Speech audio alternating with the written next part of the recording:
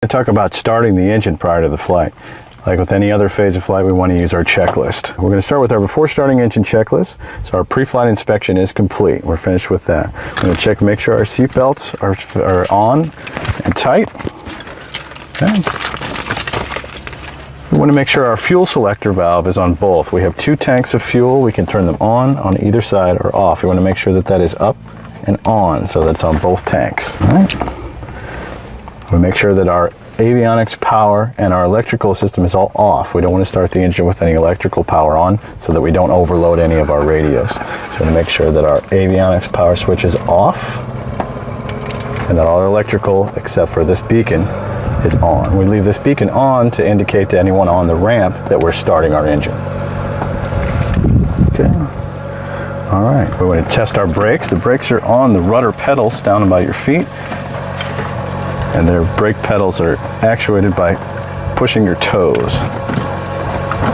So pushing forward with your toes will actuate your brakes. There's a brake on each wheel. We also want to check our circuit breakers just to make sure that nothing is popped open so that all our electrical equipment is functioning properly. All right, now we'll start the engine.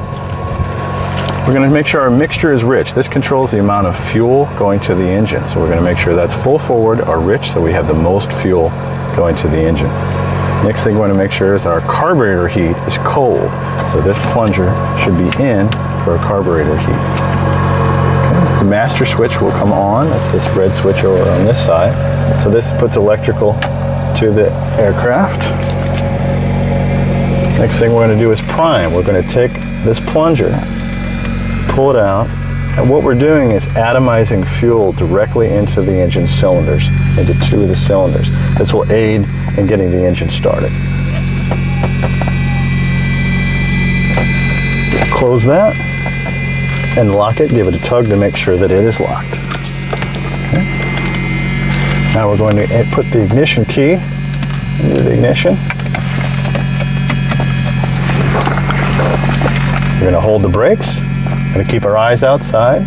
We're going to clear the propeller area to make sure no one is standing near the engine. We call clear prop. Hand on the throttle, feet on the brakes, and we'll go ahead and turn the key to start the engine. Okay. Of course, it's not going to start on the first time.